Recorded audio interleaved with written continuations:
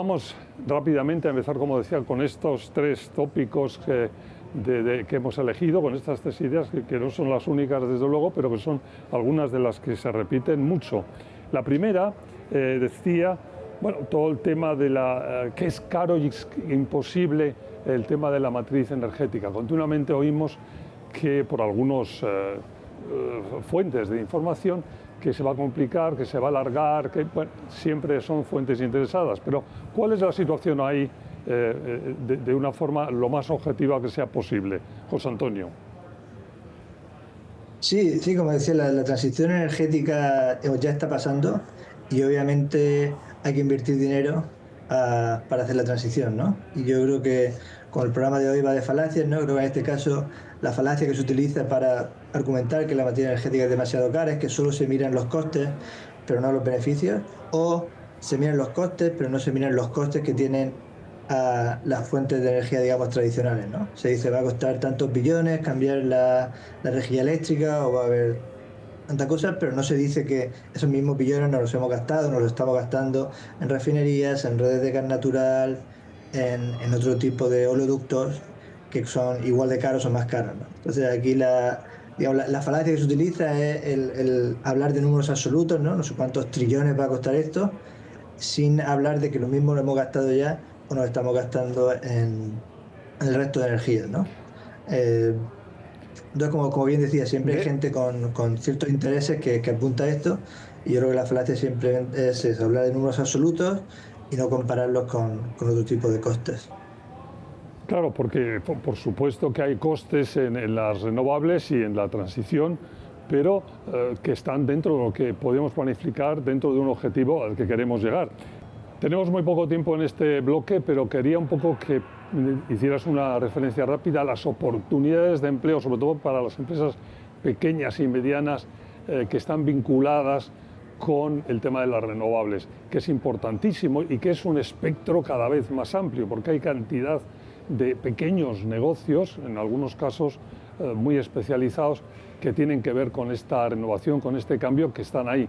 En lo más rápido que puedas, 30 segundos, porque nos vamos a otro break. Sí, las energías fósiles tienen muchas más economías de escala, ¿no? Esto que construir una planta de refinería enorme, los pozos de petróleo tienen ciertas economías de escala que solo empresas muy grandes pueden hacer. Energías renovables como las energías solar, se pueden hacer granjas solares o en las casas de los individuos a una escala mucho más pequeña, y sobre todo esta instalación, digamos, de nuevas redes eléctricas o cargadores de coches eléctricos lo pueden hacer empresas más pequeñas porque no hay tantas economías de escala, ¿no? Entonces la naturaleza de esta nueva tecnología también va a llevar digamos, a una más equilibración de la competencia, porque no se requieren inversiones tan grandes como en la tecnología anterior. Se afirma que la inmigración quita trabajos a los estadounidenses y es negativa. Bueno, la inmigración hay que, como decíamos antes en el caso de la matriz energética, hay que gestionarla, crea tensiones, crea problemas, no es nunca un camino de rosas, pero la inmigración como tal, económicamente, es un positivo importantísimo para este país, y de forma decisiva lo ha sido en los últimos 4 años por el tema de la pandemia, y de forma decisiva toca además el Producto Interno Bruto del país subiéndolo. Profesor José Antonio Espín Sánchez, es así, ¿no? Sí, efectivamente, todos los estudios que puede hacer en economía muestran que la inmigración siempre mejora el Producto Interno Bruto, mejora la economía local. Los inmigrantes traen más creatividad, nuevas ideas, nuevas maneras de hacer las cosas, interacciones con las poblaciones, digamos, que lo reciben, tipos especiales de capital humano que no existen, y que eso también puede generar otro tipo de sinergias. Déjame que vaya al periodo último en este país. La pandemia, los últimos 4 años, ha sido fundamental. Ahí cuando vemos ahora y se van estudiando los datos de que ha sido fundamental el que estuvieran aquí esos inmigrantes. Y además hay un tema, no nos da tiempo a entrar ahí en detalle, pero el de la mujer inmigrante y latina en concreto, es sorprendente la aportación que ha hecho durante este periodo al PIB de la economía de este país, vía pequeños negocios de subsistencia, de alimentación, de servicios en todo el país, que hay que valorar, ¿no? Sí, no, efectivamente. Como decíamos, el tema de la migración no es una cosa de costes económicos, es una cosa, como digamos, ¿no? de gente que tiene una agenda que quiere perseguir y que quiere demonizar o decir que todos los inmigrantes son malos, son ladrones, van a robarte el trabajo, van a robarte la cartera. Y como decíamos, cuando miran los datos es todo lo contrario, ¿no? Siempre lo que se ve, como decía, especialmente los grupos hispanos, los grupos latinos, en particular las mujeres, que son las que más han ayudado, más se han incorporado más al mercado laboral. Y lo que decíamos, los migrantes siempre suelen ser familias jóvenes que buscan una vida mejor para ellos y para sus familias, para sus hijos, y no se ponen enfermos, con lo cual apenas usan los recursos públicos, digamos. Como decía, son jóvenes, son sanos y están trabajando y están pagando impuestos y están ayudando al Estado, ¿no? Como que lo irónico aquí también es que mucha gente la mayoría de las personas que perciben los inmigrantes como una amenaza son personas mayores que están en Medicare o Medicaid, que son precisamente esas personas las que necesitan que venga gente joven a trabajar a este país, porque las bajas tasas de fecundidad y de natalidad son tan bajas que la única manera de sostener el estado de bienestar, que repito, los principales beneficiarios son las personas mayores de 65 años, la única manera de sostener esto es con inmigración regularizada, por supuesto. Con lo cual, la solución aquí es, como decíamos, invertir en un sistema en el que podamos recibir los inmigrantes, que coticen, que paguen impuestos y mantener el sistema de bienestar para todos. La estrella de las ideas falsas de los últimos tiempos, hablar de la inflación, la desatada, la desbordada, todos los adjetivos que ustedes quieran emplear para una inflación que efectivamente lo ha sido, desbordada, desatada, consecuencia de que la oferta se redujo, consecuencia de la pandemia. Hace 2 años había un problema, era del 9% en este país, pero ha ido cayendo. El Banco Central estadounidense la quiere ver en el 2%, que es su target, y bueno, está por debajo del 3%, es decir, ya no es un problema, está en el 2,5%.